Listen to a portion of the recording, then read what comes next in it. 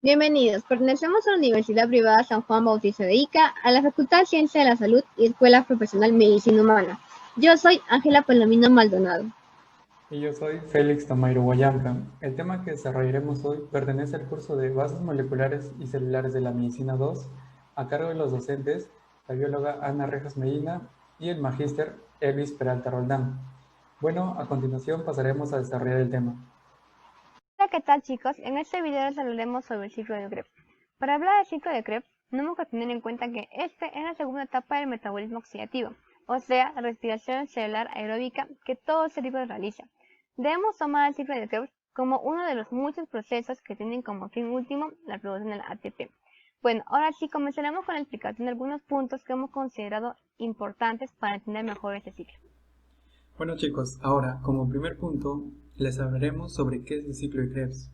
Pero antes es importante mencionarles que este también es denominado ciclo del ácido cítrico o ciclo de los ácidos tricarboxílicos, debido a que esta es una cadena de oxidación, reducción y transformación del citrato, una estructura de 6 carbonos que va a completar su ciclo regenerándose en oxalacetato, la molécula necesaria para volver a formar el citrato, o también llamado ácido cítrico, de ahí la denominación del ciclo del ácido cítrico. Entonces, el ciclo de Krebs es un conjunto de reacciones químicas que van a ser parte de una vía catabólica que va a oxidar hidratos de carbono, ácidos grasos y aminoácidos. En esta vía catabólica, el sustrato es el citrato, quien va a ir transformándose a lo largo del ciclo y dando como productos finales NADH, FATH2 y GTP. Ahora, en cuanto al lugar donde ocurren estas reacciones, es importante mencionar la ubicación del ciclo de Krebs, que es en la mitocondria, específicamente en su matriz mitocondrial, debido a que en este lugar hay diferentes enzimas, así como sustrato, ATP y ADP, que permiten procesos metabólicos. Antes, para entender cómo se descubrió el ciclo de Krebs, tenemos que regresar algunos años atrás, hasta el año 1789, donde aparece nuestro amigo Lavoisier. Lavoisier descubrió que la combustión de alimentos daba como producto el dióxido de carbono y el agua. Años más adelante, nuestro amigo Albert Georgi realizó un estudio sobre las reacciones oxidativas. Y 2 años después, nuestros amigos Campbell y Martius descubrieron la secuencia de reacciones que producen un alfa-oxoglutárico a partir de un citrato. Ese mismo año aparece nuestro amigo Hamgreff. Hamgreff era un investigador célebre quien propuso elementos claves para este ciclo, por el cual lleva su nombre. Hamgreff estudió el consumo de oxígeno en un músculo pectoral de la paloma, por el cual observó 3 puntos muy importantes.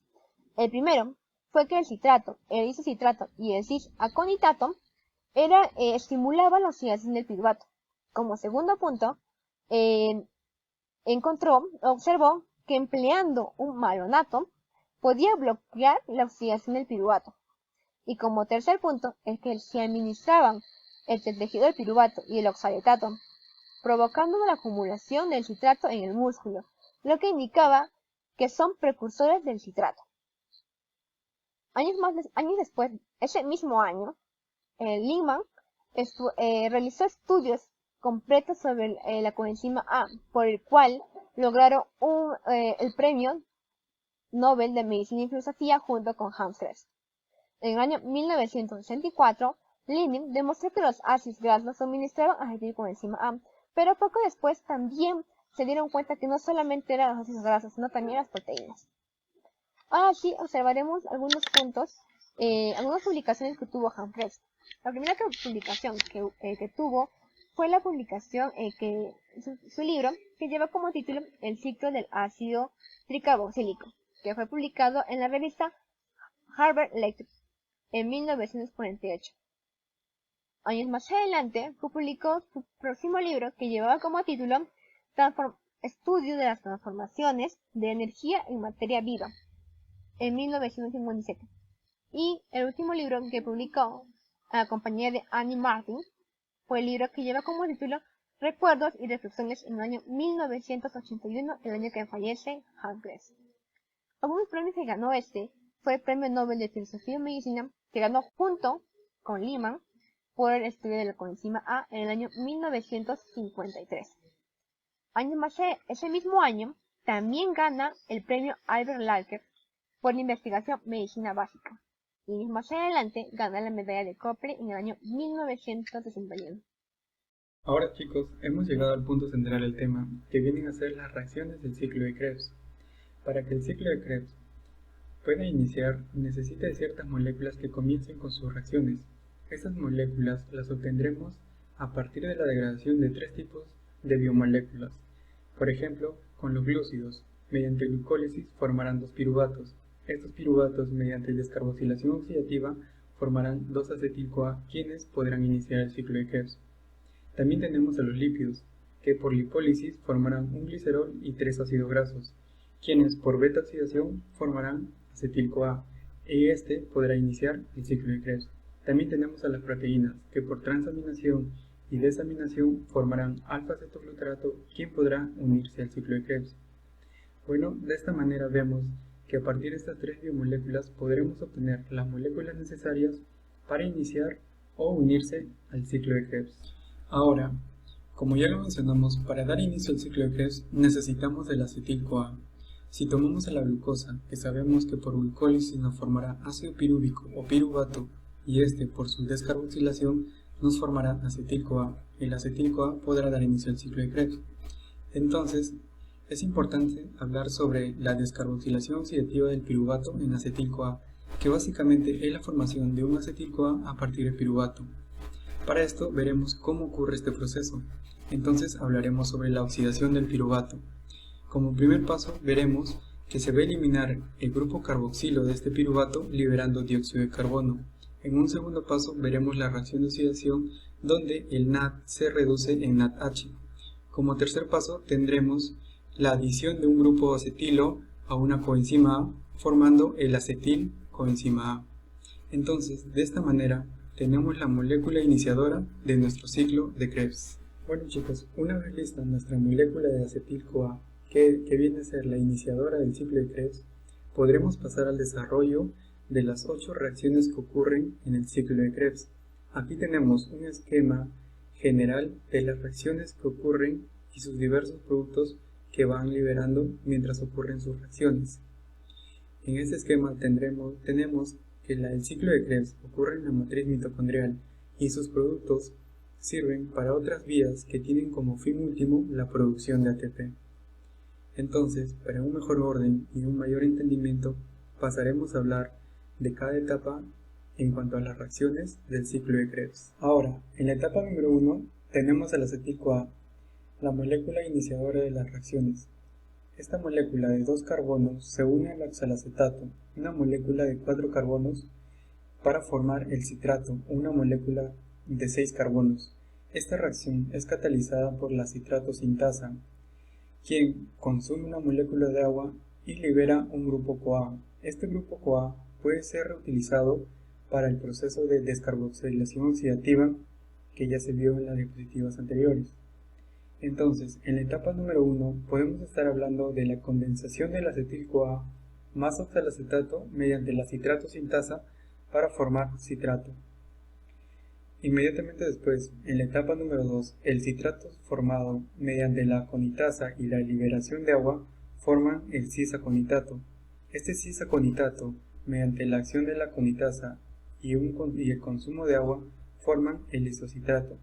Entonces, en la etapa número 2, hablamos de la acción de la conitasa sobre el citrato para formar el isocitrato. Ahora, en la etapa número 3, tendremos que la enzima isocitrato deshidrogenasa oxidará el isocitrato formando alfa-cetoglutarato con la liberación de una molécula de CO2. Aquí se genera un poder de reductor en el NAD que luego se reducirá en un NADH.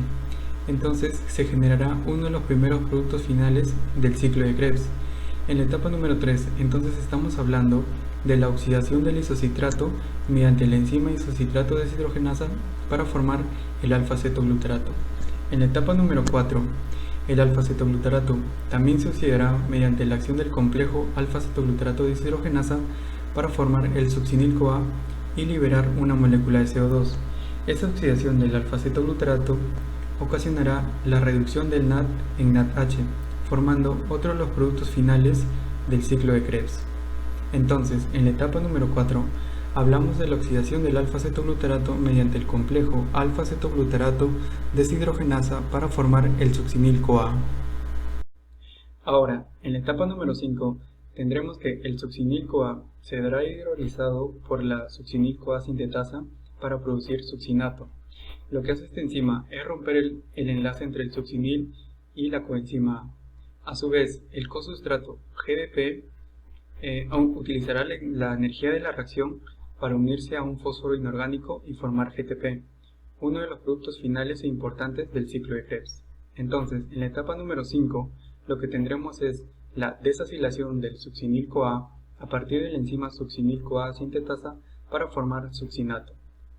En la etapa número 6, el succinato se oxidará mediante la acción del succinato deshidrogenasa para formar una molécula de 4 carbonos llamada fumarato. Aquí se adicionarán 2 átomos de hidrógeno, el FAT, para formar FATH2, otro de los productos finales e importantes en el ciclo de Krebs. El succinato deshidrogenasa es una enzima que se encuentra incrustada en la membrana interna de la mitocondria.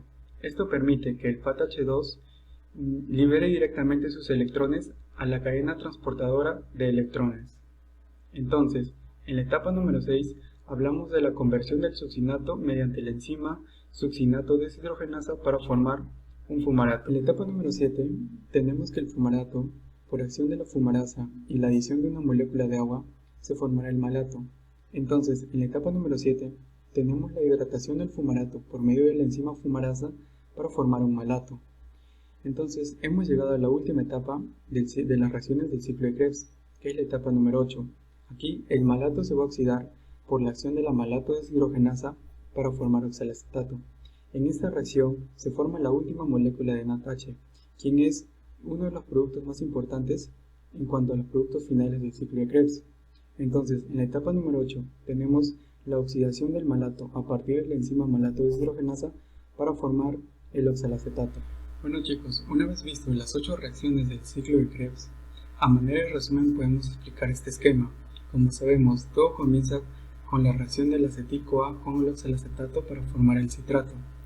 Luego, el citrato se convertirá en isocitrato. El isocitrato se convertirá en alfa-cetoglutarato, pero habrá la liberación de NADH. Entonces, el alfa-cetoglutarato se convertirá en succinil-CoA y también habrá una liberación de NADH. El succinil-CoA se convertirá en succinato y a su vez en esta reacción el GDP se convertirá en GTP. El succinato se formará en fumarato y esta reacción tendrá la liberación de FATH2. El fumarato se convertirá en malato y el malato, con la liberación de NADH, formará el oxalacetato. El oxalacetato viene a ser una molécula de 4 carbonos que indica el fin del ciclo de Krebs, ya que esta es la molécula necesaria para volver a formar el ácido cítrico o citrato, concluyendo así el ciclo del ácido cítrico o ciclo de Krebs. Ahora, para finalizar las reacciones del ciclo de Krebs, es importante hablar los productos que se obtienen entre estas reacciones.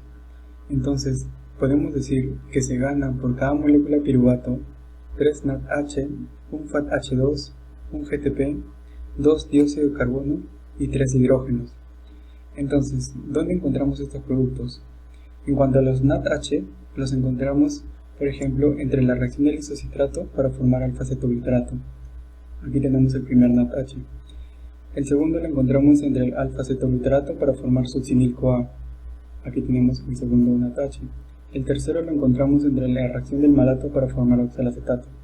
Aquí tendríamos el tercer NADH. En cuanto a la formación del FATH2, lo encontramos en la reacción del succinato para formar fumarato. Aquí tendríamos la liberación del FATH2. En cuanto al GTP, lo encontramos en la reacción del succinil-CoA para formar succinato. El GDP, utilizando la energía de esta reacción, se convertirá en GTP. En cuanto a los 2-dióxido de carbono, lo encontramos entre la reacción del isocitrato para formar el alfa-cetoglutarato, ya que aquí hay una liberación de dióxido de carbono.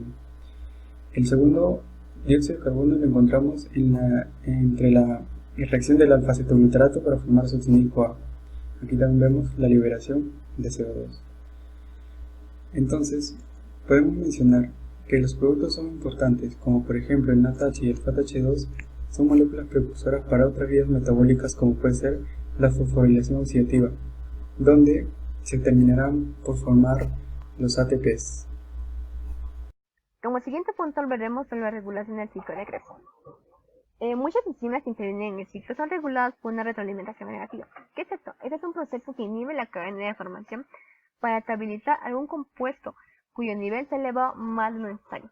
Tiende a volver a su punto de inicio automáticamente. Las enzimas más propensas a elevar su nivel son el citrato sintasa. Este, como primera enzima de la ruta, es un punto importante de control. Soporta la retroinhibición del succinilcoenzima A y el NADH. Pero este es inhibido por el ATP. También mencionaremos al isocitrato deshidrogenasa, que interviene en el tercer paso del ciclo.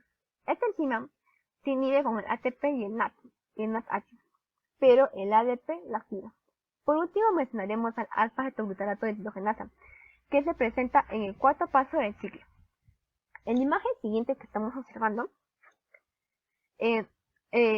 nos representan los principales factores reguladores que controlan el piruvato deshidrogenasa y el ciclo de Krebs. Todo lo que está de rojito nos indica la dependencia de la concentración. Por ejemplo, del piruvato de la acetilcoenzima A depende de la acetilcoenzima A, del NADH y del ATP. Y del isocitrato al alfa-cetoglutarato estamos dependientes del NADH, y del alfa-cetoglutarato al succinilcoenzima A depende del succinilcoenzima A y del NADH. Y del malato al oxaletato está dependiente del NADH. Bueno, como siguiente punto y último, hablaremos sobre las reacciones anapleóticas. Estas reacciones anapleóticas tienen como principal función reemplazar intermediarios que ya no estén en el ciclo. ¿Pero por qué? Los intermediarios del ciclo de Krebs no son continuos. Estos dejan el ciclo para poder convertirse en glucosa o en algún aminoácido no esencial. Por lo cual, ahí funciona lo que es, o ahí entra lo que es las reacciones anapleóticas. Por ejemplo, estamos viendo acá que puede haber un bajo nivel de oxaletato, para lo cual se juntan lo que es el piruvato más el bicarbonato más un ATP y nos da como resultado un piruvato más una liberación del ADP. Y de esta manera tenemos el oxaletato para seguir el ciclo. También puede otra reacción anapleótica para reemplazar el oxaletato puede ser el fosfoenolpiruvato más el bicarbonato más el GTP, que nos da como una reacción reversible el oxaletato más una liberación de GTP. Y por último, si nos faltara un malato, podemos el ciclo o la reacción anapleótica sería el piruvato, el bicarbonato más un NADPH, nos da una reacción reversible de maletato más el NADP. Y de esta manera es que los intermediarios se van emplazando y nunca se queda vacío el ciclo de Krebs. Y acá estamos viendo más claramente, ¿no? El piruvato más el bicarbonato más ATP nos libera un ADP y nos da un oxaletato. Bueno, de esta manera concluimos nuestra presentación sobre el ciclo de Krebs. Espero que haya sido de su agrado, chicos. Muchas gracias.